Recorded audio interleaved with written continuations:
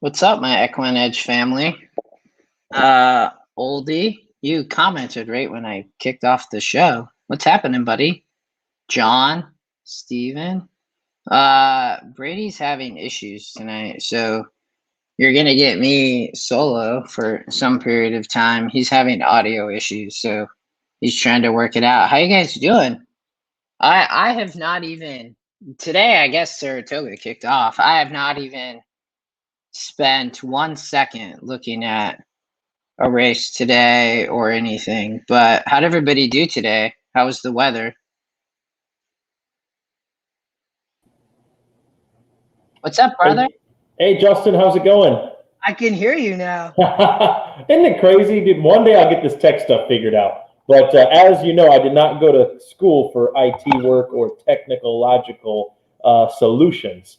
So we're good now. I got some new setup. Got a new monitor I'm plugging in. I can have 4 screens up at once. The ultimate handicapping war room is what I'm calling it. Got a new microphone that apparently is not working. Got a new camera.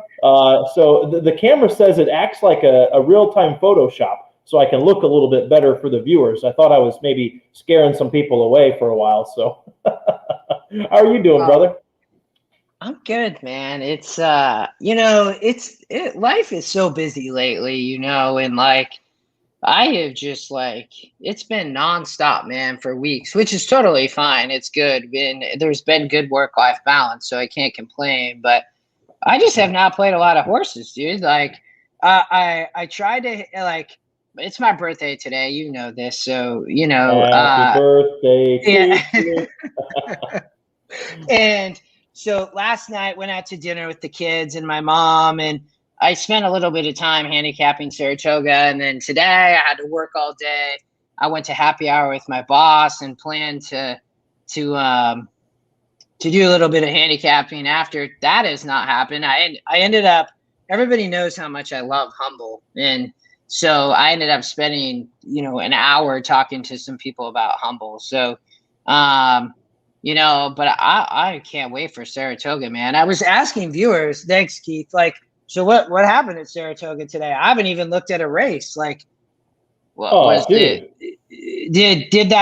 What was that horse's name? Golden Pal? Golden Pal. Did he romp or she romp? What happened? Oh, he romped. I mean, it was a paid workout, to say the least. Yeah. There were a few scratches in the race, like Fauci scratched and a couple others, but Irad just went out, broke. Didn't break as fast as what we're seeing Golden Pal break normally, but got out onto the lead, and it was just see you later. I'll see you at the Breeders' Cup Turf Sprint is what this effort told me today. So that was impressive. I mean, I was impressed with that.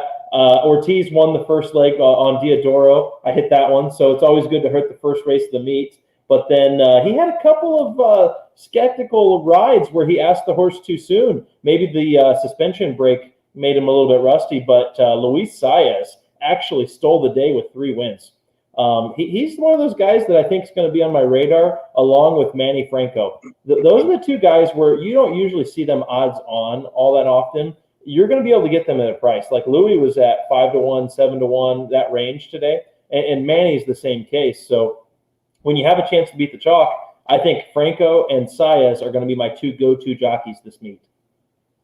So I guess recapping, Irad, then Gap won the second, the 2-year-old race on dirt, which I guess if we go back to that, I think this is kind of cool. We can do this. It's nice. Since you and I talked about, we're just going to cover Saratoga and do a little recap, talk about it. Maybe I'm glad you got a chance to watch some. I mean, 7% horse, 2-year-old ended up winning with Gaff Leone. Then the third on the turf. So $15. So Smile Brian, look at that EquinEdge morning line, dude. 5-1 versus 10-1. And Scotty Longshot. Scotty Longshot here too. Wow. Yeah, no, that was impressive. That was Saez again, and he got the nose down right at the wire. I had the 12 there, Alley-oop Johnny, and I thought that horse was the lone speed, and so I singled him in some tickets and some pick 3s. Kind of an aggressive single at 12-1. But at the last jump, Saez got up with the Scotty Longshot. And then what is the curse? If you don't use the Scotty Longshot on your multi-race tickets, it's going to come back to bite you, and it bit me today. Well, in there, I mean, I love that morning line aspect. I mean, and as a Noda horse, you like Noda at a price. I know I do, especially, yeah. Well, here's what I think was the best part is there's a lot of people that singled the 9, St. Joe Louis. It's a Chad Brown Rosario horse that's coming over from Great Britain, and the top Scotty picks don't even have the 9 listed. The 9 didn't even hit the Super. I mean, this horse had nothing. Look at the morning line, 3-1 on the morning line versus 8-5. So double the morning line. So I'm gonna do a video. I haven't got a chance to do it today. It'll probably be tomorrow morning. But I played Indiana Grand yesterday. I know I sent it to you, and I put it on Twitter. And I won't spend our show going over it because I'm gonna do a separate video. But this is the situation where I completely tossed these horses. And the one at Indiana Grand was even crazier because it was like a 9% horse. A 23% drop or a 23-point drop in GSR, and morning line hated it. Like, but was the favorite. Like, I just tossed the horse and ended up, and I tossed the second Scotty. I tossed the first 2 Scotties, looked at the pace and played the Scotty long shot and hit the exacta for $1, paid 80 to 1 or something. It was ridiculous. Like, but I love playing against these. These are the, not in any of the Scotty picks, only 21%, not even top win percent. Morning line hates it and doesn't even hit the board. I mean, that's sick. Yeah, what this exacta that was pick? Awesome. $74 for $1. For $1. Yeah. Wow. And all the horses were logical here. I mean, this was a spread race for sure. I mean, you probably, if you hit this, probably went at least 40, I would think. But that was crazy. And I'd like to talk about, I think it's the 4th race. The 10 horse was such a single with the scratch of Ocean Air. Big Bad Diva. I mean, this horse just went out there, took control at the top of the stretch. Gaffleone gave him a good ride. But I was talking to my buddy Greg today, who's an EquinEdge follower, and we were saying, you know what? This 10, here was the day to bet him. Don't bet him back if he steps up in class next time, because he kind of had to work. And, with almost an odds-on favorite, you don't want to have to see a horse like that work. So he was perfectly placed today in a 54 SOR. If this horse jumps up to like a 58 or a 60, I'm probably not going to be playing Big Bag Diva next time. So I put a little trip note in my system. So congrats, Bill. I mean, I love hearing this from people. Had a great day, cashed in both those contests, all while watching the aftermath of a plane hitting a couple of trees. Well, that's not good, but I'm glad I hope everybody was okay. Cindy sounds like she just missed an oldie too. I mean, oldie need more alls. Cindy missing is rare. So right. Well, so was this race pulled off the turf? Like, what? Why so many scratches? Oh, was it? Yeah, that race was on the dirt, and so I was going to use Ocean Air here today at 7-2 if it was on the turf, because I had a really strong opinion in race 5. So I kind of bailed on that pick 3 that I was going to do, and I wish I would have done it, but hey, oh well. You're not going to always get the setup that you want. That's why it's important to be patient. So Cindy's excited for Del Mar tomorrow. Like, Scotty did a show earlier. I did not even get to watch a second. I mean, I've been so busy. You and I are going to Del Mar. Like, yeah, actually. I cannot wait, man. That's going to be fun. Oh, yeah. It's Whitney weekend. So I'll be up early at the track for morning workouts at about 5:30, maybe 6 if I sleep in. But and then by 10 o'clock, we're going to have first post at Spa. So, I mean, we're probably going to go across the street, grab a little Denny's breakfast or something, come on back. I know we're not getting a whole lot of sleep. Anybody who wants to come, we'll be there. Well, August, you're coming in a day before me, but I'll be there the 6th through the 8th. I think you're coming in the 5th. Yes, I do believe so. Then we're both kind of taking red eyes back on Sunday night. Then the Arlington Millions after that, and then 2 weeks after that's the NHC. So we've got a lot coming up here in the next about 6 weeks. And Oldie, I'm not ready, dude. I was saying at the beginning of the show, I've just been so busy. Like, it's just crazy. Like, it's okay though. I can hang. We're doing this meet long handicapping contest with Del Mar and Saratoga. So, I might have to rely on some EquinEdge quick speed handicapping this weekend, but I'm excited, man. That'll be fun, oldie.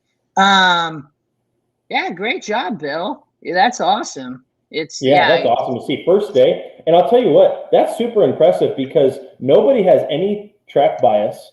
Nobody knows who the hot trainers are that have been saving their best horses. And nobody knows who the hot jockeys are at this point. Some guys have taken some breaks. You know, that whole lull through the Belmont Stakes early June until we get to Saratoga and Del Mar, you know, it's like a 6-week type of thing where, people are kind of taking some time off and everybody's saving their best horses for these meets. And that's what makes it great, especially these 2-year-old races. And I'm really excited to use the GSR to find me some 2-year-old first-time starters to absolutely hammer. And so that's what I'm excited about. And I hammered a couple of them today. I hammered this one, Echo Zulu. I went 6-7 in this leg. I thought that the 3 was going to tire, and that's exactly what happened to her. And she got out on the lead pretty easily, but Asmussen had this 7-horse ready. Is this 7-horse a gun runner? I couldn't remember. Yeah. Yeah. The gun runners having just a field day with these first-time starters. And that's cool to see from a new sire of what kind of crop we're getting, at least at the sprint distance so far. But, and Asmussen's, I'm sure, going to get a lot of them as he trained gun runner. So that's been cool to see. But, Does Steve usually? This is where I paid more attention this year than ever. But does Asmussen usually run at Saratoga? I believe so. Yes, because Santana always comes up here now, and so he'll have Irad ride a few mounts. He'll have Rosario ride a few mounts. Everything else Santana gets. Whatever deal Ricardo struck with Steve to say, hey, no matter if I give you a great ride or a bad ride, I know I'm staying on the horse. Like Santana must ride like 90% of Steve's horses. I love that relationship, though. Yeah. Right? I mean, it's like ride or die. I mean, they have a lot of trust in each other. It felt like, wasn't Johnny V and Fletcher used to be a little bit like that, or have been like that historically? Yes. Yeah. Johnny V used to be the first call rider for Todd, and now you've got Irad that takes a lot of those mounts. And, and you got Jose Ortiz to worry about in this meet. I'll tell you what, I think Rosario's still in a funk. He didn't have a win today. And so my 4 jockeys that I'm going to key in on this meet, if I had to guess, we're going to finish in the top 4 for the jockey standings. Because Rosario's probably going to go out to Del Mar for maybe a couple of Chad Brown mounts. Like Villadera really like running out there. And I think Chad's going to send a few horses out there to get a run in before the Breeders' Cup's out there as well. And so, I could see Rosario going across, and I think it's kind of come in Irad over Saez, over Jose, over Manny for my top 4 in the jockey standings. I would love to see somebody kind of upset Irad, like whether I think it could be Saez. Whether it's Louis or I don't know if Manny will do it this year, but maybe Manny in the future. Like he's obviously seems to be getting better and better, except for. I'll always remember with him when he jumped off that horse, and I know many people remember that he had a parachute, man, and he just flew off that horse. Yeah, I remember when Irad jumped off the horse at Belmont. I think that horse might be running again soon. Equal pay, and I singled him and heavy wind butt as well. So that's how racing goes. There's a price in the 6 fire alarm Robin. Oh man, and me, sometimes I like to hammer the chalk, and I hammered this 5-horse, this Kitten by the Sea. I thought everything lined up. I love the GSR on this horse, and I really liked the SORs he's coming out of, and you got the connections, so everything kind of lined up for me. 3-2 was kind of a short price, but it was in a multi-race wager, so I didn't mind singling this horse here, and Irad just moved a little too early. And this 4-horse, I believe, just came right up the rail on him at like 11-1. And so there was 2 mounts today, 2 or 3 of them where Irad just touched his horse a little too early and ran out of steam late. And when those rides that he has at Gulfstream where he's in the middle of the track and looks gone, that's what he looked like today in this race and the last race, and got caught in both of them. Keith had this 4. That's Keith. So did was this off the turf? It says off turf here, but was this on or off? No, this one was on the turf. Yeah, this one was on. Okay. Yeah. Well, nice, Keith. Yeah, that's Eric Kinsell, man. I feel like he had a good meet better. at Belmont. I would have to look back, but he seemed to have a good meet. Yeah, he was always there. You know, he was a guy that, you know, was dangerous. He's not that top echelon guy, but he's kind of that mid-level kind of guy. You know, kind of where Gaff was about 2 years ago is kind of where I put Kinsell right now. Then would they have 10 races? So the 7th. Dak Daniels, I've heard that horse. Jose Ortiz. So I got to meet this horse. Did you? Yeah, I did. Yeah, Keeneland. So Sisterson took us through his barn at Keeneland with Calumet Farm. And so I had this horse on my ticket. And I feel like Sisterson's going to start firing a little bit. I feel like he points for Keeneland and he points for Saratoga. And not a whole lot in between, which that's okay. These are the big meets. And so I used this horse on the pick 4 today off of a 10-1 morning line. He got bet down to 5-1. So you know he was getting play.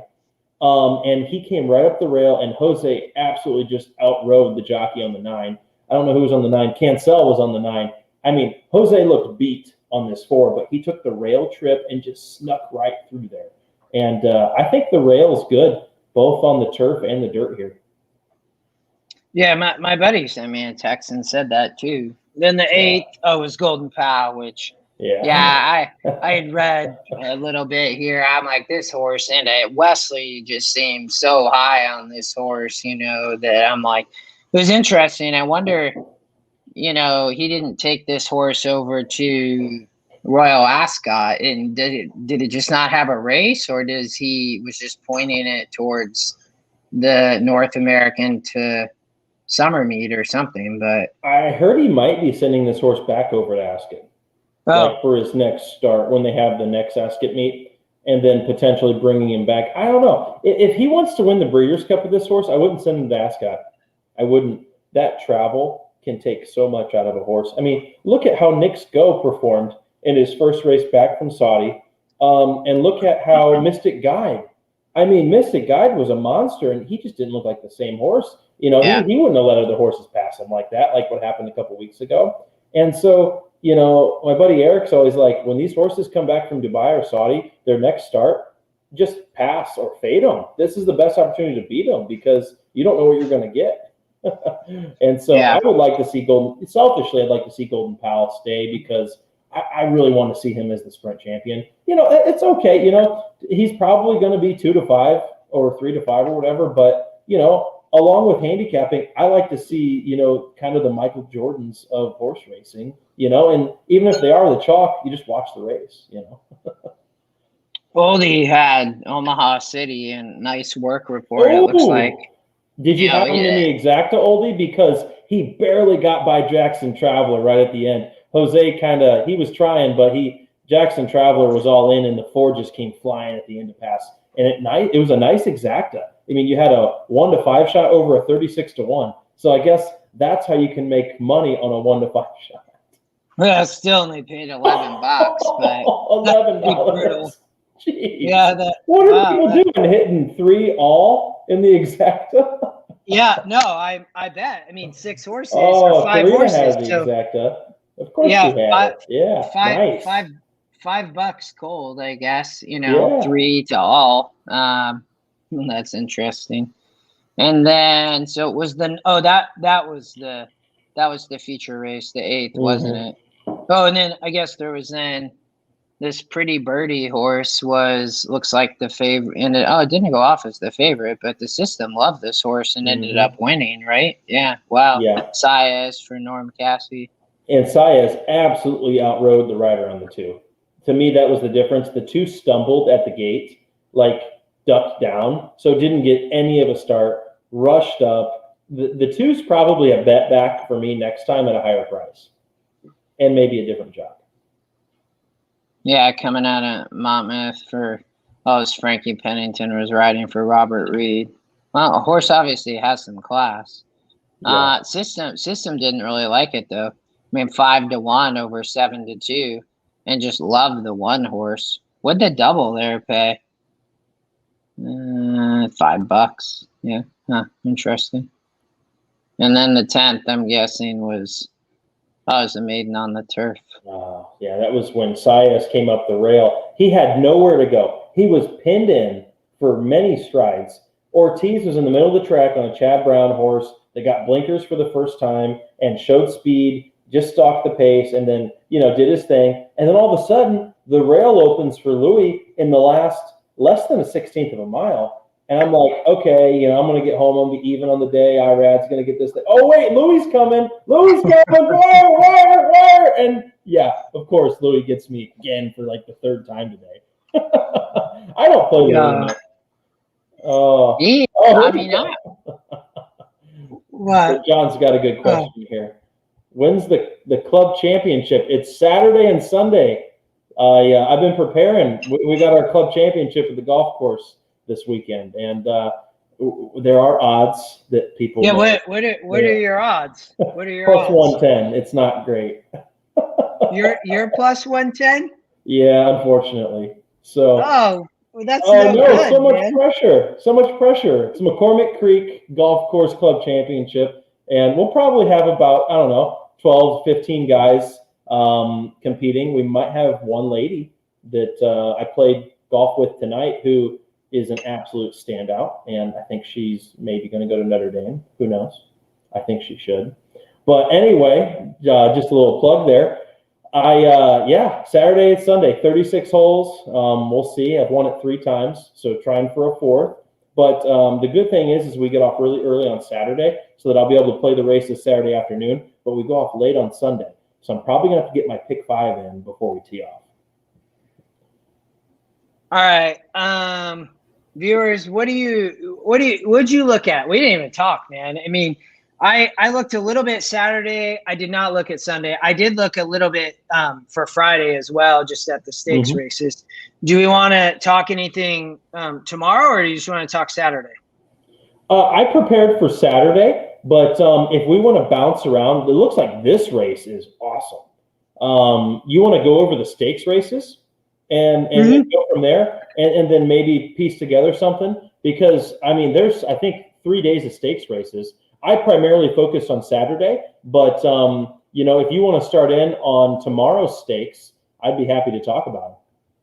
Yeah, I kind of struggled here. I did spend some time on this. I think I think Steven sent me a note, and others, feel free. Like, they're expecting storms. I know Saturday. Are they expecting storms tomorrow too? I think through the weekend. And so I know definitely Saturday is a high risk for storms, and so there's definitely a possibility of coming off the turf there. But I'm looking at the weather now for Saratoga, New York. Saratoga Springs, New York. Okay, yeah. So 80% chance of rain on Saturday, 40% chance on Friday, none tomorrow. So tomorrow we should be okay. Yeah, I thought this race was wide open. I probably, short by GSR. I guess I kind of landed on Sacred Life. Gonna be, a little bit of a price. It's Rosario though, which I just don't love. Lately, and it's like, what's going on? The 5 I thought was interesting just from a long shot perspective. 15-1 versus 20-1 morning line for Gaffleone and Philip Bauer. The thing here is this horse is coming off a layoff, but has won at Saratoga off a layoff before. So, and then from a workout perspective, I thought was good. I like seeing consistent workouts every week or so that end up with the horse placing in the top, 25%. This horse looks to be working great. So, if the 3 is okay. Chad, Irad, morning line is about the same as the 9. Outside of that, I thought the 10 was taking just a massive step up for Johnny V and Joe Sharp. Has been in good form, but I just thought was a big step up. The 8, if there's the 1 and 6 are going to go from a pace perspective. So the 8's going to come flying late for Dylan Davis. So I'll be curious to see what happens here. The horse is 10%. it's just going to depend on what type of pace, I think. And I don't, I haven't spent enough time on Saratoga and the turf course and done my due diligence to try to figure it out. And I didn't pay attention today, but I think there could be in the 8 is loved on a morning line. I mean, 8-1 versus 15-1. So, I thought that the 9 would be tough. I didn't necessarily love Chad and Jose on Delaware, the 7. Morning line doesn't like. And, from an SOR perspective, has been running at this level, and it did win here at Aqueduct. So, for me, I like the 9. I thought that the 5 and the 8 could potentially hit the board or even potentially upset. I would probably go with the gaff on the 5. Just because the horse looks to be working well. I should look at a work report. Maybe Oldie, I have it, but I haven't sent it to me. But I'd be curious what the work report looks like. What do you think? Yeah, this race was tough because I think there's a lot of horses that are grade 3, grade 2 caliber in this race, but not a whole lot of horses that love to win all the time. And so that makes it extra tough for me as well. And so I look to the far outside here in Logical Myth. Johnny V riding for Joe Sharp. Joe Sharp, I don't believe, sends to Saratoga all that often. Joe Sharp, I thought, is like a Kentucky Fairgrounds type of trainer. And then I thought he kind of disappears for a while, but not this weekend. Joe Sharp sending Logical Myth up here to Saratoga to run against, grade 3 company. And he calls on Johnny V, which is not a bad thing, as we know, in a lot of really important races over the last 2 years. And I just kind of like how this horse is going to set up. I think he's going to be in mid-pack, and Rinaldi and the Scotsman are going to go fly up front. We don't know how biased, if there is any bias, Saratoga's turf course is playing yet. And so I'm going to say it's playing as fair as it can be because they've had all summer to take care of it. I think Logical Myth trips out here at 15-1. The system likes it at 10-1 EE morning line. His SOR stacks up with the rest of this crowd, 70 to a 74, not a whole lot of difference. And, you're getting Johnny V, who's really hardly ever ridden for Joe Sharp. And so I think that's a good sign because Johnny V could probably have whatever amount he wanted in this race besides maybe IRADs. And you're getting a really nice price. I know he's coming from, the 10 post, but if you look inside of him, Sacred Life's going to be behind him. Sanctuary City's going to break behind him.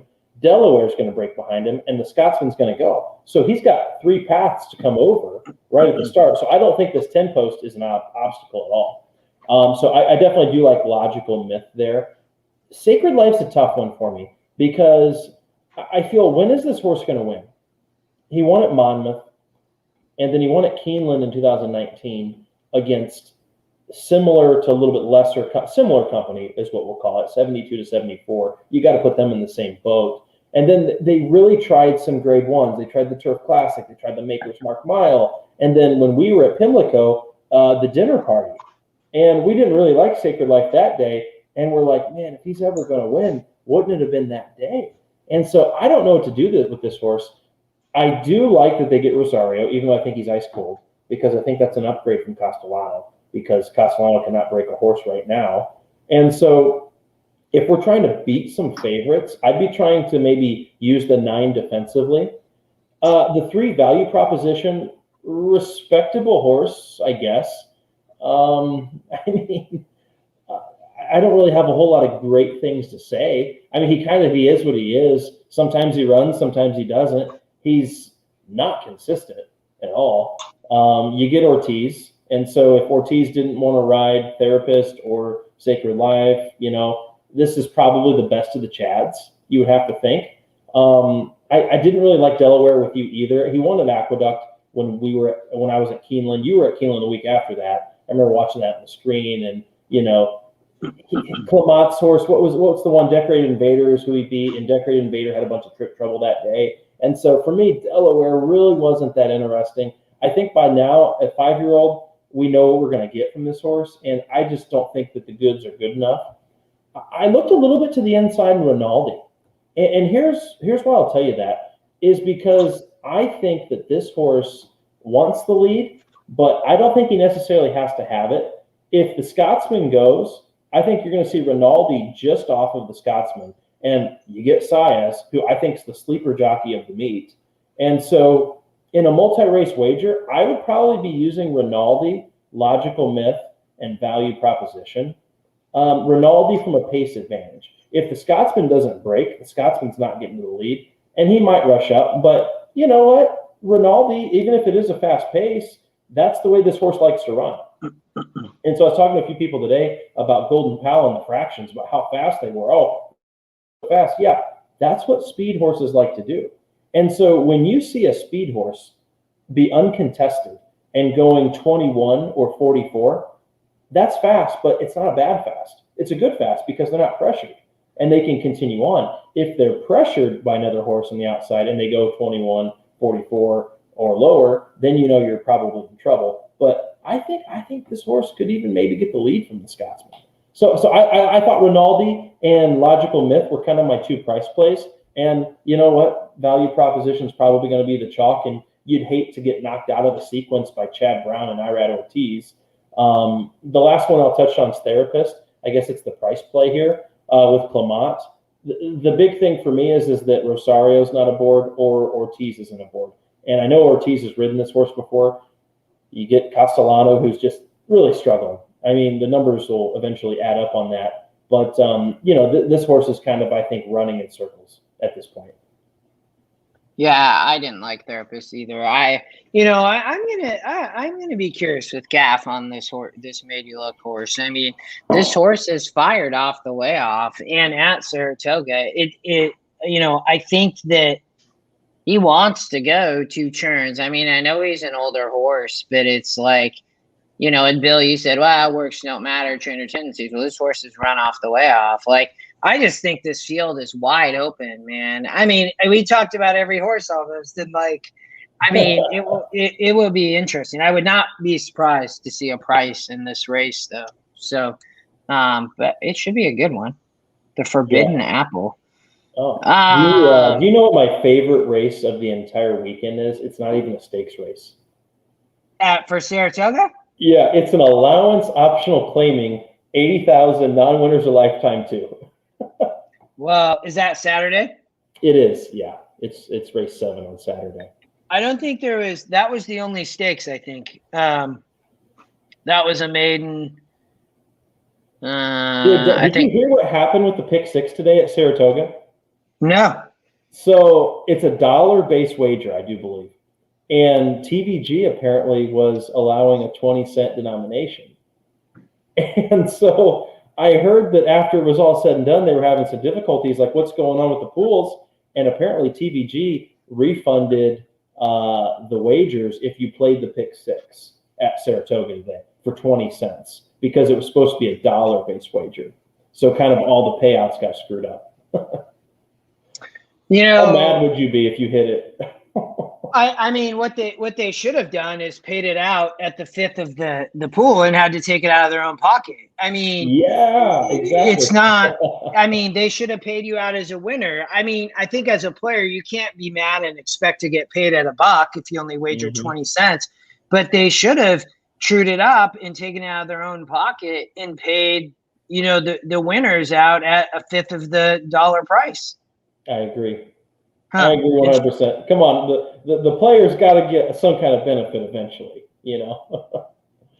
Well, yeah, I mean, it's not my fault you screwed up. Like, I bet the ticket, like, pay me the winnings. Like, exactly. Wow, that's crazy. All right, where do you want to start Saturday? Where's this allowance 7. Race? 7? Yeah, okay. we could do a little pick 5. I think this race 7, it just is incredible.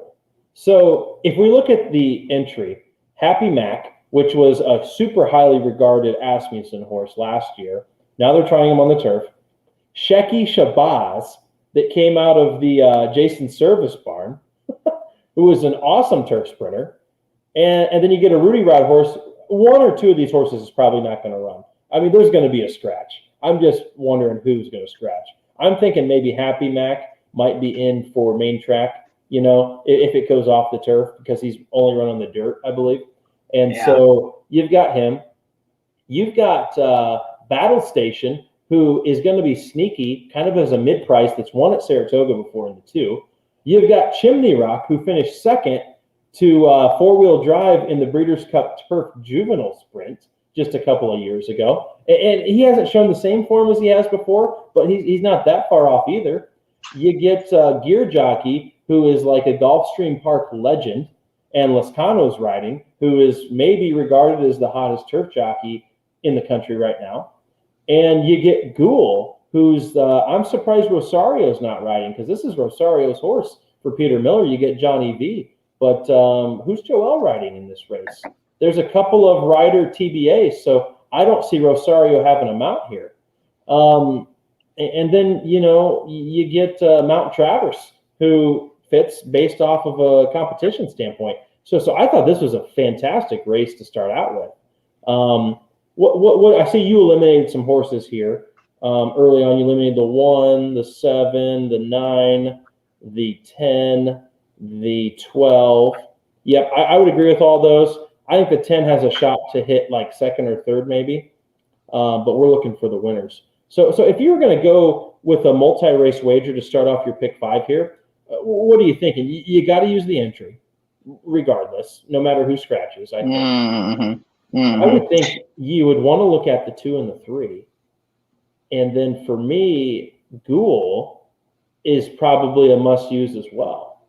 I mean, Chimney Rock is a Scotty Longshot. That might be the play of the day. Franco's going to be really good.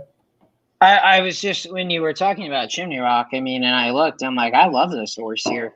I've not looked at anybody else, but you look back at that Breeders' Cup race, like you said, finishes second off the rail. That came back as the 76. And I'm like, okay, we'll toss the dirt. Doesn't want it.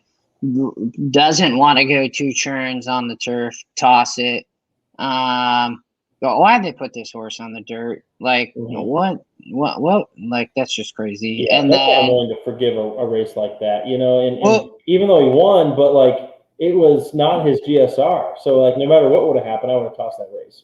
well, and then look here, and then runs. So finishes second in a 76, the Breeders' Cup Juvenile Turf. Toss it, toss the dirt, toss the route at Sam Houston. Then comes back at Churchill and wins in a 76 at 5.5.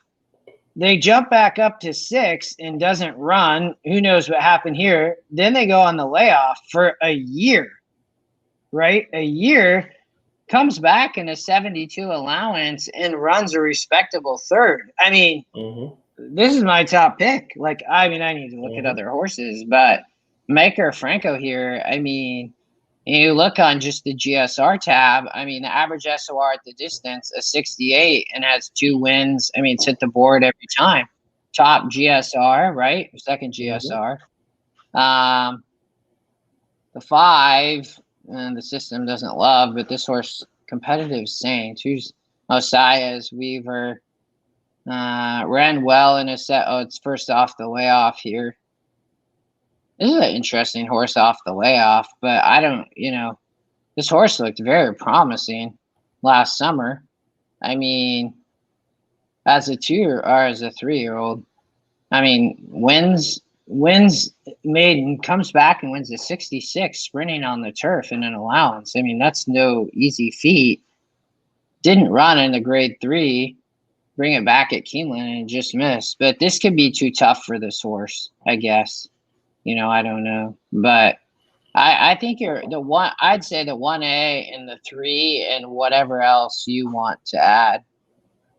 Yeah, I would say the 1. I would like the 2, just because I think the 2 likes Saratoga. And then let's toss Ghoul because Rosario's not riding, which is, it's kind of one of those funny horses where he just has this timing down with this horse, kind of like Uni, kind of like Raging Bull back in the day. I don't like that Johnny V's on the 11, I don't think, because riding that horse for the first time, it takes such perfect timing. And if there's anybody that can do it, it's Johnny V. But if we look at a lot of the mounts that he's won on in the last couple of years, it's been on speed mounts, not closers. And so one thing that's kind of this saying going around is when Johnny V gets the lead, all the other jockeys just pull back. And I've seen it time and time again. Ghoul's a dead closer. And so we'll see at 5-1, I think, I need Joel on this horse personally, even though I think he's cold. What about Super Dormy or who's the 6? Duress. The system wants to use the 1, 3, 4, 6. Do we need the 4 or 6 here? It's a Cassie horse, so I'm probably the person to not ask on that one. Well, it's not a graded stakes race, so sure, you can add the Cassie if it's not a graded stakes race. Yeah, he can win at this level. Look, I mean, he's been beaten up on 66s and 68s and 70s, but he's kind of that hit the board horse, but not get across the finish line first. I think the winner comes from the 3 inside posts, 1, 2, or 3. Then what about the 6 Duress? Jose for Albatroni. This horse has been running nicely. Second off the layoff. I'd rather have the 6 than the 4, personally. Yeah, stumbled here. Still ran a second. It was facing much easier though. And then the problem here about with him is like, when I look at this, struggling to win, wins a 56 and then can't win in the 60s, 64s, comes back and wins a 62, comes off the layoff and can't win a 68. I just don't know how does this horse then all of a sudden win a 70 or low 70s? Like, I just don't see it. Oldie, you like the 8? Top, is this, Gear Jockey. That's a Gulfstream horse, Oldie. He only wins at Gulfstream. He won at Keeneland. Okay. Well, he has one race at Saratoga for 18,000, so he must have ran okay. So Oldie, this horse says that it wants to route. Why do you like this horse now sprinting at 5.5 at Saratoga? So breaks his maiden finally after 6 or 7 races routing.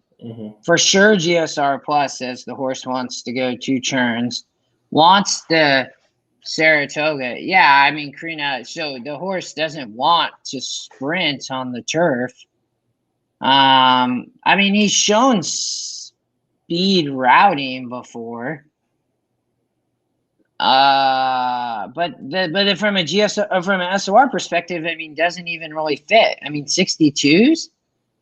When you're coming up to New York, it's a different turf racing's everything up here.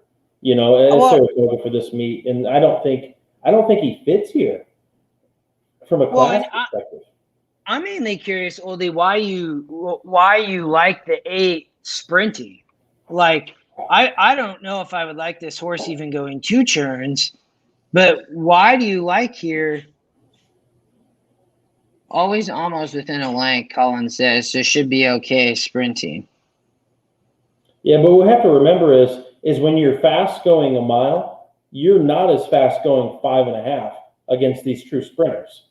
And correct. So I would much prefer a closer out of a mile or 2-turn turf race going into a sprint who I know is going to be back. That's just how their running style is. But then you take a horse that likes to be forwardly placed, and now he's probably going to sit 5th. How's he going to adapt to that is my question. I agree. Let's go 1, 2, 3. I don't even think we need the 4 and 6. All right. We're going to race 8. And so allowance on the dirt. I think I only looked at the last 3 races. I thought that I looked. This is the crowded trade race. I thought I looked at this race, but so this thing looks wide open too. When I look at this, right? I mean, allowance on the dirt. What do you think? I'm pulling a Justin here. I'm tossing the favorite. I'm tossing the 12. Mahamel, Todd Pletcher, Johnny V, outside post, 5-2 morning line. Probably going to take all of the money and then some. I think there's better options with a better post going 7 furlongs. And this horse is impressive, and he's won at 7 furlongs, which says something at Belmont. But now we're stepping up from a 50 SOR up to a 70. Now, granted, a lot of these horses are stepping up. If we look at SORs across the board, there are some that have already raced at this level, like the 5, 10 for 10. He's raced it better. He's raced in 2 graded stakes and finished second. I think the 5 might be one of the best plays of the day. I'm going a 5-1 exacta box in this race. The 1 Bo Liam for Asmussen's coming out of a weak race. I get that, but he won by 7.5 geared down. And so for me, I think the 1 can definitely improve. You're not getting a great price 3-1. I'm guessing this 1 will probably be the second favorite, Asmussen, Santana. But for me, I love this 5. If I play a contest on Saturday, I will be using the 5 here at an 8-1 morning line. What has this horse done to not deserve to be close to favoritism? Come on. He's coming out of the grade 3, and then they stepped him up to a grade 2 going 9. Now they're cutting him back in distance because, okay, he showed speed. He's going to show enough speed to run with the 7 furlong ones because he's done it before going 1 turn mile at Belmont, and he won by 8. Now, it was on a sloppy track. So I don't want people to think we're contradicting ourselves from the last race because we were saying we had a miler cutting back that showed speed that we don't think is going to show enough speed. This horse is cutting back from a 1-turn mile to a 1-turn 7 furlongs. So he's just given up 1 furlong, not the 2 turns. So for me, 10 for 10 it's a must play. 8-1. I'd probably be playing this horse if he was 3-1. And so I love this 5 all day long. I'm tossing the 12. I don't like the post. I'm using the 1, the 5. The other 2 that I looked at were the 7 and the 10. I would like to beat the 10 as well. I've got this little bug about Castellano right now that he's just not breaking the horses. And I'd rather have a horse that's going to be more forwardly placed in a 7 furlong race. You don't see a whole lot of closers win at Saratoga. Marshall Graham actually put up the stats, I think yesterday on Twitter. I took a look at him of how many closers versus horses on or near the pace win. I think he had to be within 2 lengths of the pace. And it was an astronomical percentage of how many horses go on to win from that position at Saratoga on the dirt. And 7 furlongs is a very, very interesting distance. And so I felt like this was a chance to beat a Chad Brown favorite with a Todd Pletcher favorite. So I went 1-5. What did you do here?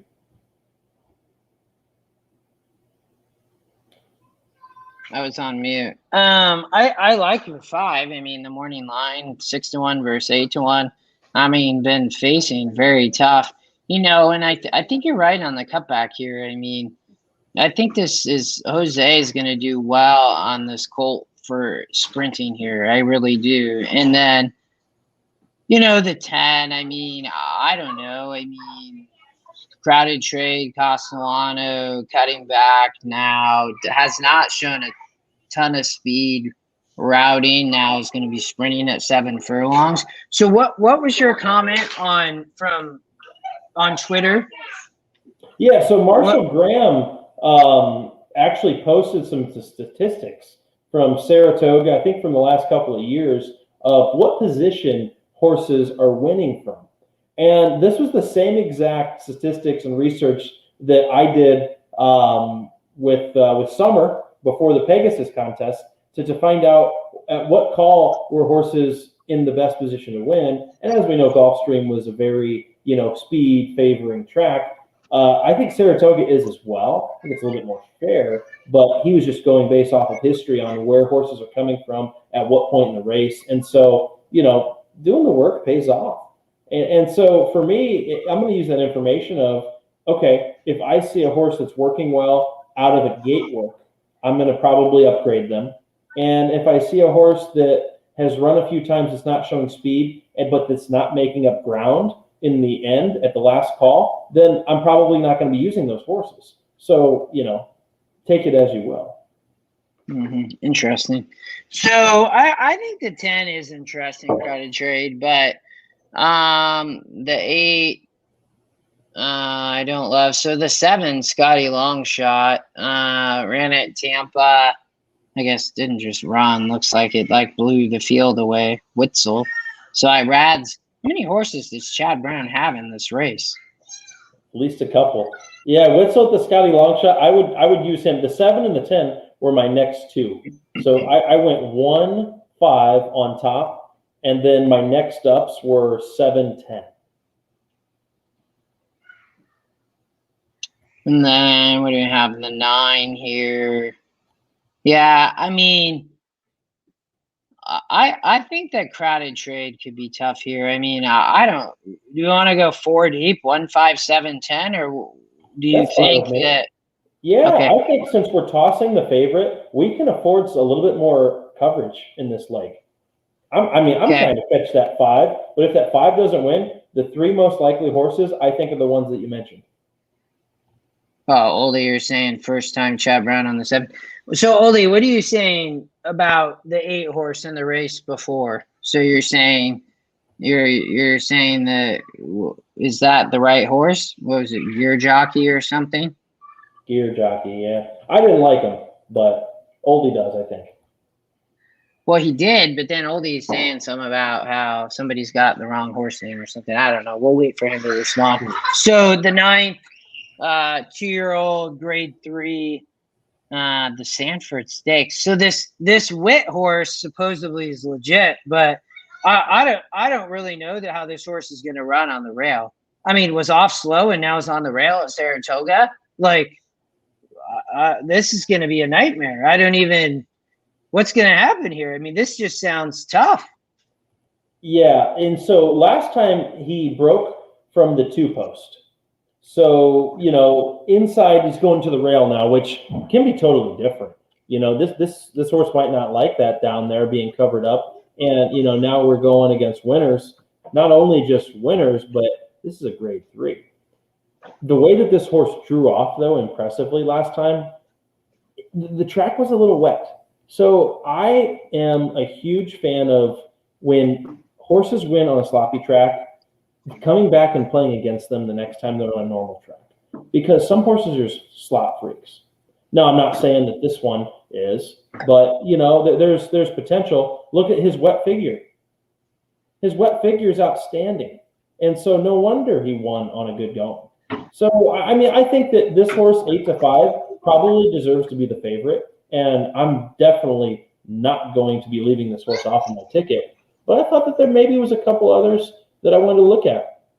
I looked at the 2, Candy Landing. This is a Brendan Walsh horse, and jockey James Graham's coming up to ride this horse.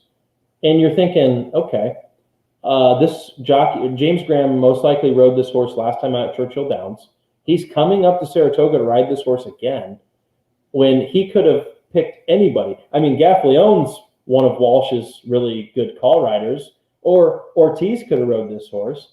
Something about this, too, I think stands out. And so you're getting 72 morning line, which is, not the cheapest price in the world, not the highest ever. I think it's a fair one on this horse, Candy Landing. I also went to the 7, Ottoman Empire, Jose for Amos. I think Amos is going to have a huge meet. And here you are, again, getting Jose Ortiz at 8-10-1. Wasn't he the leading right? Didn't he win the riding title at Saratoga last year, Jose, if I remember right? Yeah. I don't remember. I think he did. I think Jose won it over Irad last year for the Saratoga riding title. And so Ottoman is, 10-1 morning line. EE morning line is 9-2. The SOR fits with the rest of the group. Look at the same race SOR, though, for this race. It tells you how good the race is, 72. And no horse can come close to that. So what they're saying is this is a great test for these 2-year-olds that probably you're going to get some of these in the hopeful, or maybe the Breeders' Cup Juvenile. Yeah. That's what I'm thinking out of this race. No, so, I 100% agree with you. Yes. Yeah. And then the last horse that you had to use here for sure is the 9 Headline Report, Wesley Ward, Johnny V. I mean, this horse is going to show speed. He might just turn him away. And so for me, it was all between the 1, 2, 7, and 9. Top 3 Scotty picks and add the 2. What do you think? I love the 7. I love Ottoman Empire here. I spent a little bit of time, and I'm going to spend more trying to kind of break down the 2-year-olds here. But I thought the 7 was really live. We did not have the morning line last night. Like, I still don't understand why it takes these tracks so long, but I like using the morning line now in comparison to EquinEdge. I love that we have it in advance, but I thought the 11. How do the outside posts run in Saratoga sprints? That's something if viewers know. Mm-hmm. I thought the 11 was really interesting. I'm not a huge fan of John Court Dallas Stewart, but Ship's up here from Churchill. This was a nice race, and I just kind of love the way this horse is working. And Ship's up here. It's going to be a bomb. So I thought that it was a little bit interesting, but I didn't spend a massive amount of time. I did look at the two. I didn't love and spend a little bit of time looking at this race. I didn't love the race. Kind of romped, and so I think could do something, could show up. But for me, I think the one is, you can't necessarily toss the one, but I no way would single. I was 1-7-11.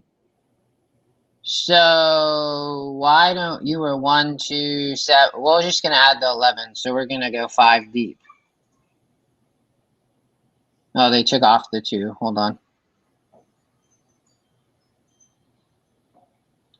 So we're gonna have to single either in the next race or the last race. This is the grade 1, Diana. This is tough. I think that there's potential. I would single a horse here, though. And, I'm going to let you go first because I kind of hope we might land. And maybe not, we don't single, but if we really like the same horse or something, I think it will be interesting. But what do you think here? It's funny because the viewers know we do not discuss these races before we do the show. We do our own independent handicapping, and then we come on and we go. And a lot of times we're with the same horse. I'm thinking I might go to Applebee's tomorrow and do the 2 for $20. They have that 2 for $20 deal. You can get like nachos and like a burger or whatever. I'm going Applebee's special, but Charlie Applebee's here. Summer Romance and Althika. That's all I need here. Those 2 horses were so impressive last time out that I don't care who Chad has in this race. And I know he's very high on Pocket Square, and they're saying that last time out maybe Pocket Square didn't get the race that he necessarily wanted. But okay, that's fine. Harvey's Little Goyle couldn't catch Mean Mary under, soft fractions. So, you got to give Harvey a little excuse there. But like 5th place in his last effort, come on, Harvey's better than that. And then you got the Chad Brown, Peter Brandt, Irad type of thing going with Lamista here. A grade 3, couldn't even win the grade 3. Come on. This is all about the Applebee's. And I'm probably going to be putting the 8 on top, even with Manny Franco. I think they had Mike Smith up last time. And this horse got by Summer Romance. But Summer Romance, the 6, is going to have a huge pace advantage. And Luis Saez, which is a great thing for, any kind of speed horse. I'm probably 8 first, then 6. I could single the 8, but the 6 would scare the hell out of me. I really like Harvey's here. I do. I think that, well, you talked about the last race and there was super slow fractions up front. I think there's going to be more pace here.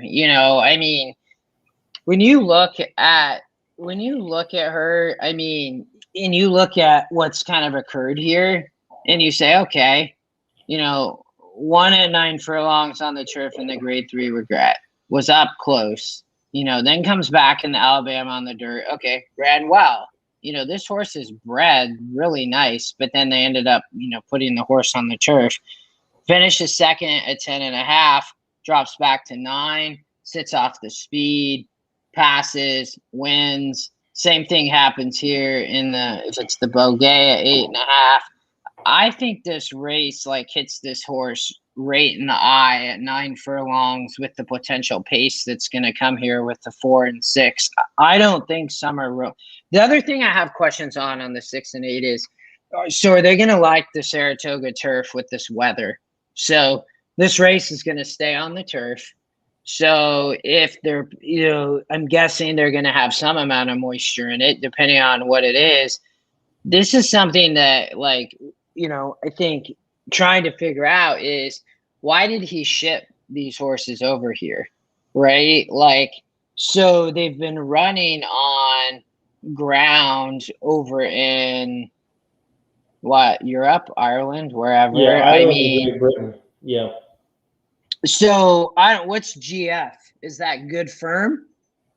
No, it's so GD would just be good. So last time that these two horses ran in the same race, Summer Romance the 6 and Alfique the 8, it was on a good going.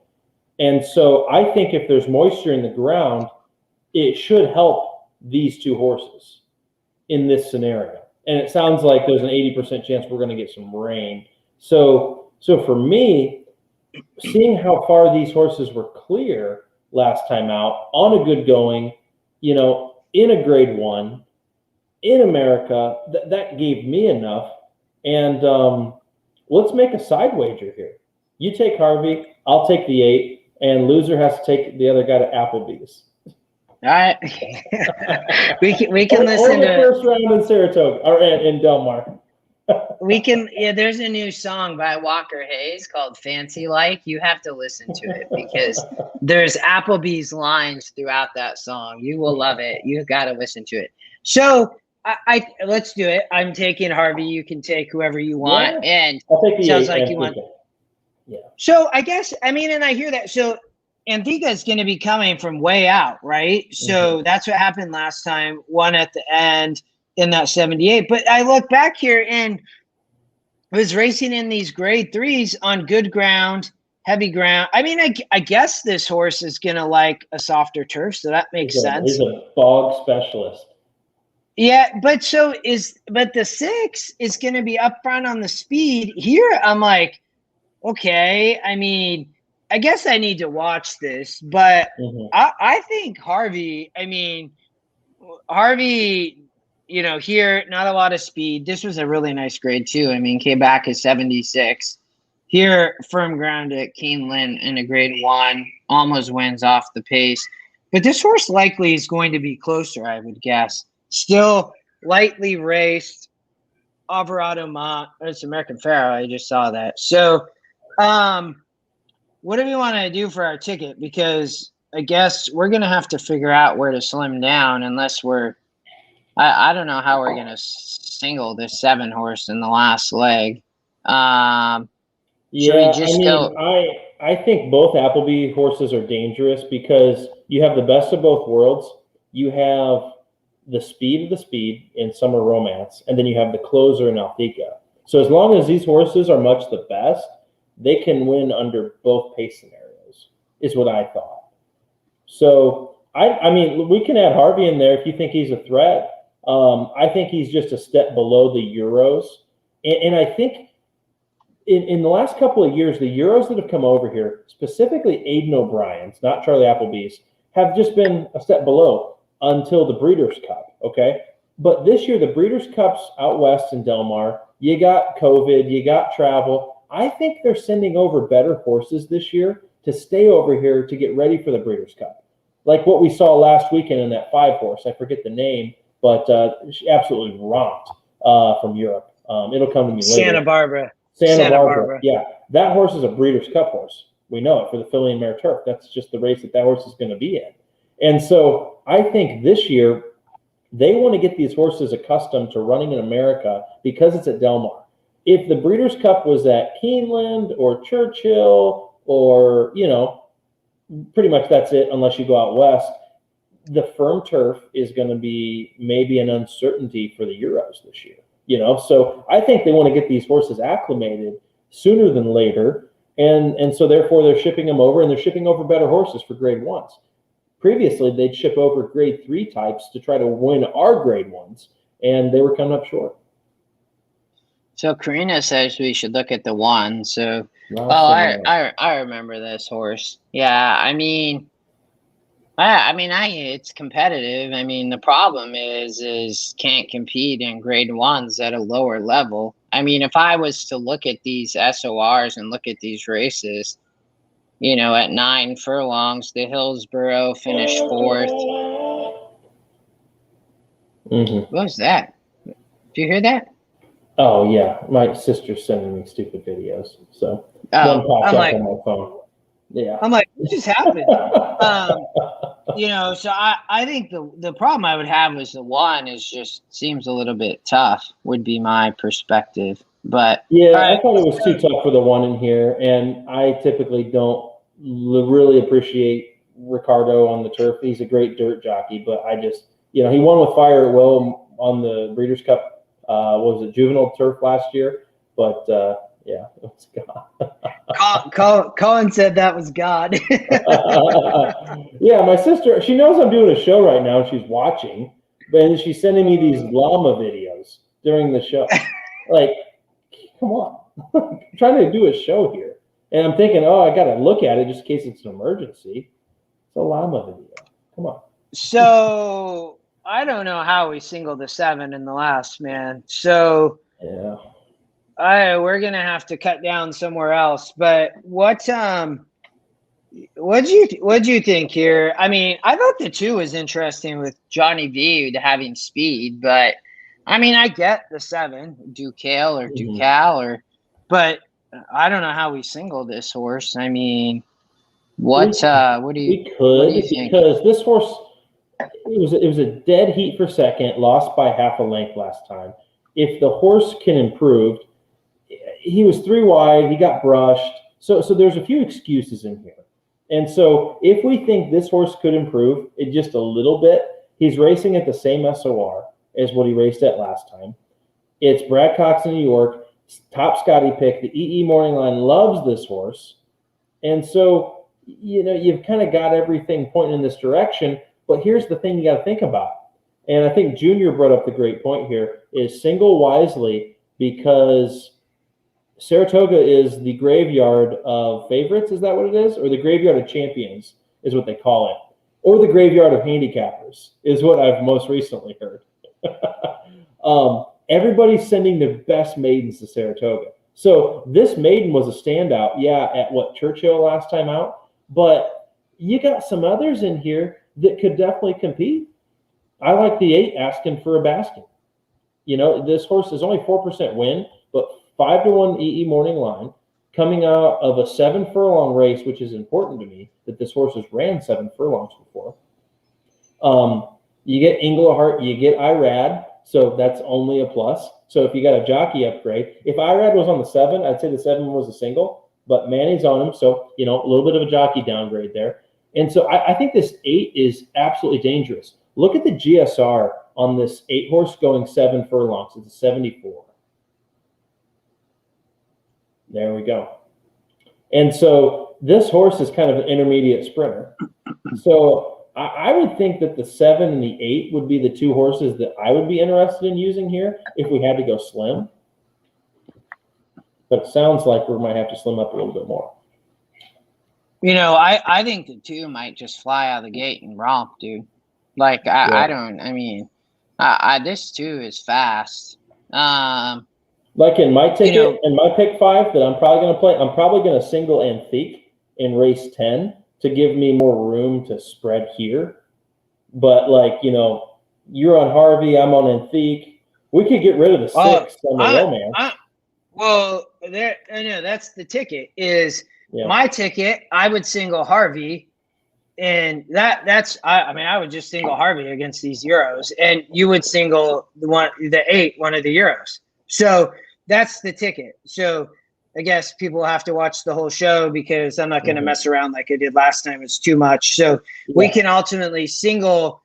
So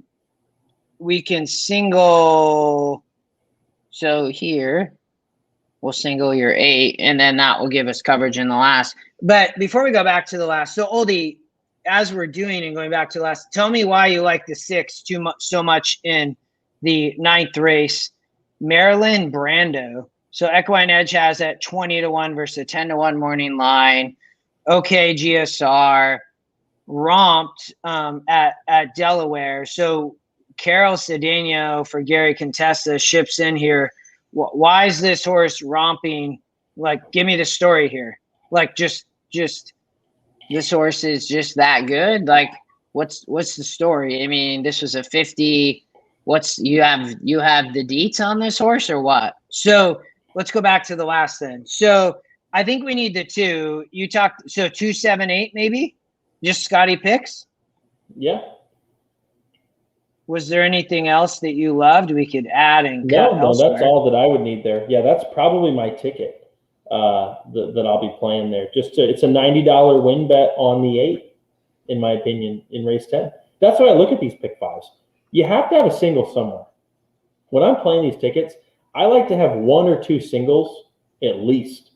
You know, Justin, we should sometime probably talk about the difference between a hammer ticket and a spread ticket. But like today, I played a $5 pick 5, and it only cost me $20 because I had 4 singles. And so, and I got knocked out of 1 leg. I went 4 out of 5. So, you know, if you're really trying, and I think in these pick 5 pools sometimes, you know, if you don't single, you're doing yourself a disservice in some legs because you're giving up so much ticket equity. Now, if you're tossing favorites and not singling, that's a different story. But like, you know, you got to have 1 single in there at least. Yeah. Cindy says, watch the 4. I'll have to look. I mean, I'm curious who this horse faced in these 2 Belmont races. I mean, a 46 and a 50 is the par. Had great posts. Looked like break slow. I don't like that. I mean, so you're going to have the 2 is flying. You're going to have some nicely bred horses that have run well. Cutting back from 8 furlongs to 7, this horse already breaks slow and can't get there. So how is the horse going to do it now at 7 furlongs, I guess would be my question. So, I mean, bumped break, lacked room. So I guess you could say had trouble maybe. So I'll have to look at the 4. Watch video. I got to do some more handicapping. So Oldie, going back to the 9th, so this 6 horse, you're saying great works, which, I mean, I'm not surprised. I mean, yeah, I mean, 2 bullet works. I mean, I get it at Delaware. I mean, I want to know a stat. What amount of horses break their maiden at Delaware and come and win in a stakes or graded stakes at Saratoga? Like, I mean, maybe that would help me. I think they tried a Parks horse today that was a monster, and he couldn't win today, the 2 horse.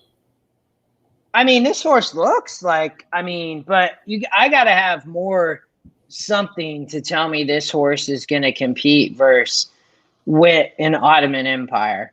I mean, if Wit wasn't on the rail, this horse is a single. I mean, I do worry about that. You know, and I like the 7 a lot. I mean, you know, I know this horse didn't break well. And I mean, these are 2-year-olds though, too. I mean, these horses are going to be green. And I mean, that's room, you know, a lot of room. Yeah.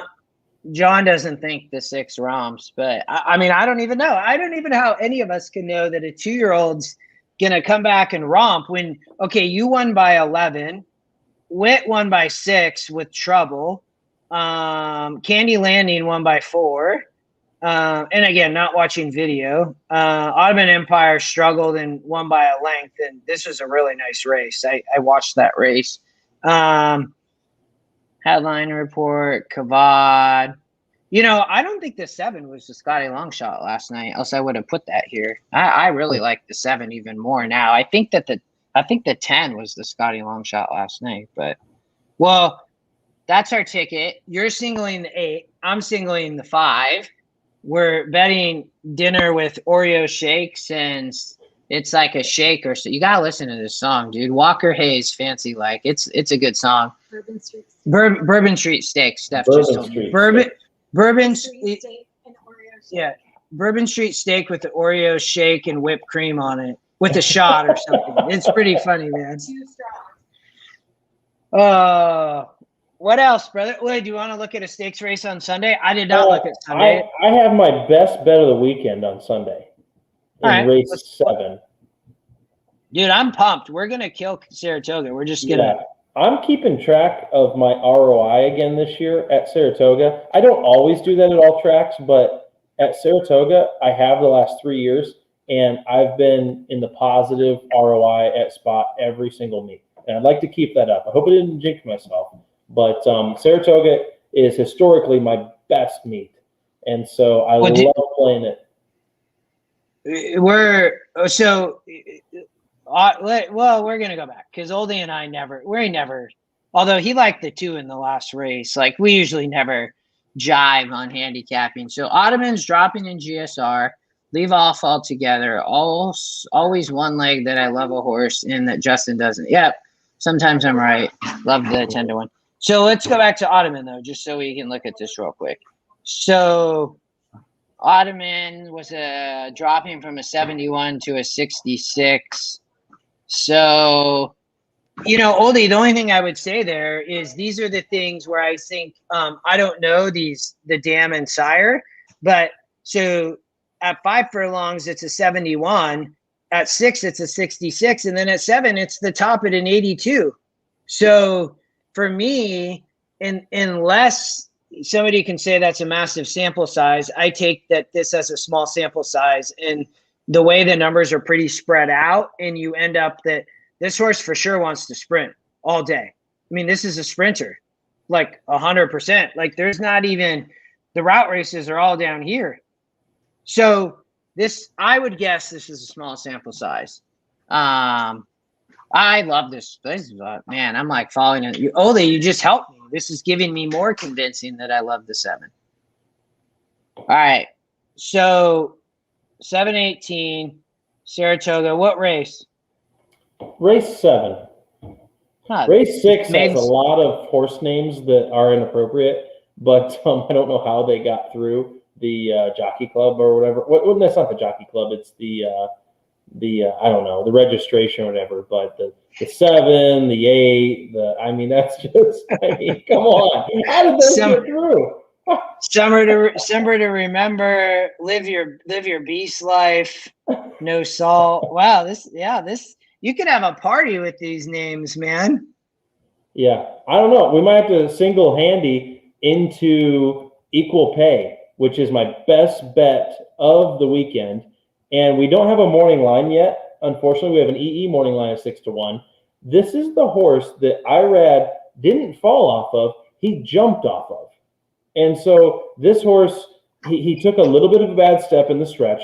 So he broke 3rd or 4th, went up to 3rd, went up to 2nd, kind of had that looming stalking trip, and then eventually pounced to the top into the lead, was going away, and then took a little bit of a bad step, and Irad didn't even give the horse a chance to recover. He just jumped and bailed. And this horse obviously was a non-runner. Oh, and the horse was 6-1 that day. Everybody's like, oh my gosh, next time this horse runs, whatever. You're going 7 furlongs. There's only half furlong more. And I get it. He's breaking from the 1 post. If this horse didn't show speed in his first effort, probably wouldn't like him from inside. But the fact that he showed speed, enough speed, a stalking type of speed, I think this horse will probably sit 3rd or 4th, and then hopefully doesn't take a bad step in the stretch this time. But I don't think we got to see the best of this last time. So I'll be betting equal pay before I tee off on Sunday. I like doing this just from the perspective of this is where I think it's really fun to handicap without a morning line. But when you have the system, like I love this. So right now, I don't like the 9, most likely. I don't like that it's 31% and 7-1. My guess is that, and it's not in Top Scotty, my guess is this horse is going to have a low morning line. Would be my guess. Then I come down here, 26%, Top Scotty, 4-1. When you look at the morning lines here, this thing looks pretty wide open. So, but it's hard. It's hard. Without even looking at anything else. The 8 getting back to dirt, cutting back, Rosario. Yeah, you're 1. The 9? So the 9. Those are tough maiden races at Gulfstream. Wow. Gaffleon for Ralph Nix. Does he? Does Ralph Nix even win at Saratoga? Wow. He's a Gulfstream guy. I know that. But more moonshine. How can you not like the 7? More moonshine. Yeah, so I guess Gary's asking, do we have a best bet on Sunday or like a vertical in that race?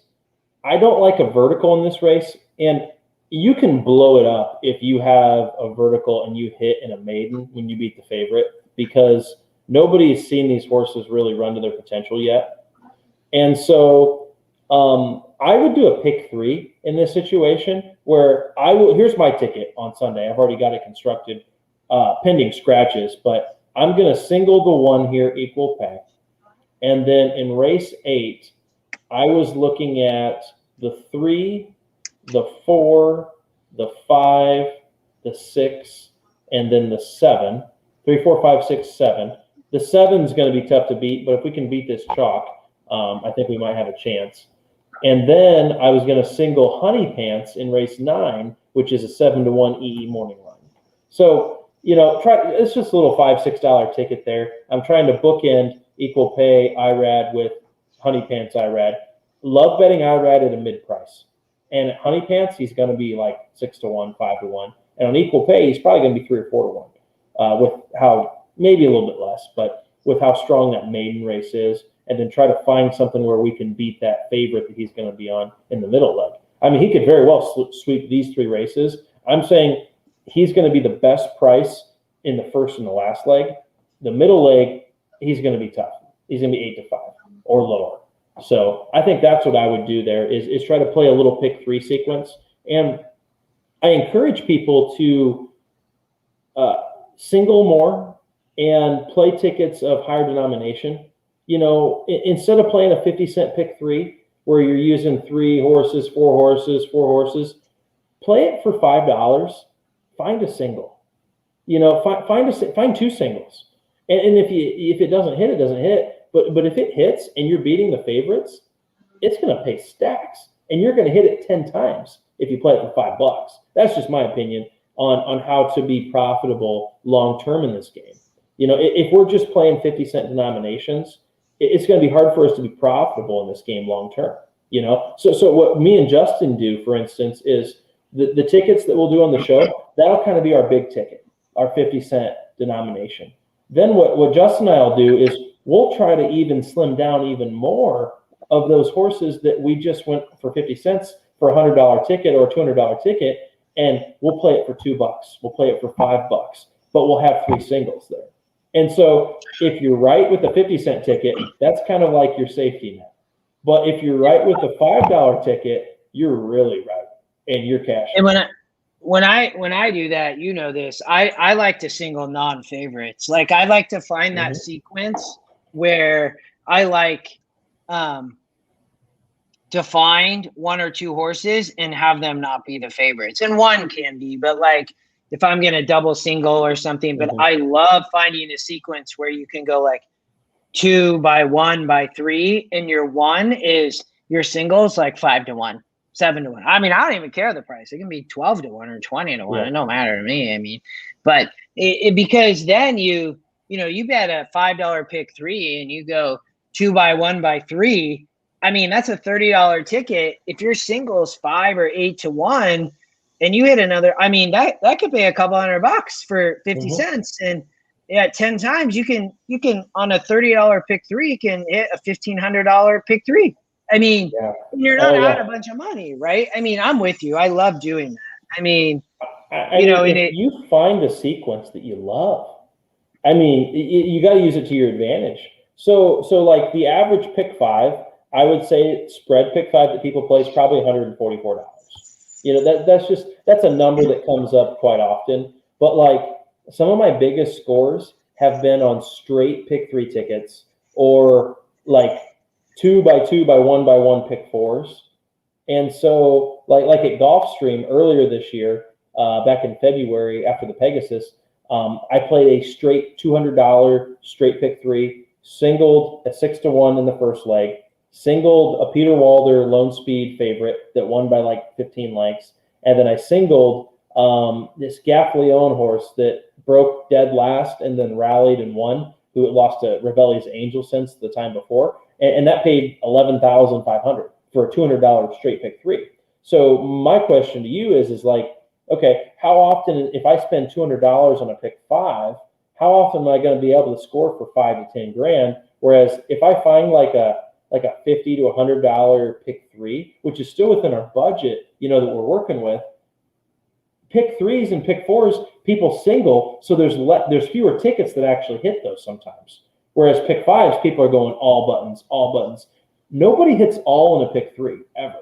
I mean, not that I know of, at least. I mean, I could see it maybe hitting an all in a pick 4, but like if you're playing a pick 3, you're trying to run the table on boom, boom, boom. But to each their own. That's why this game's so great.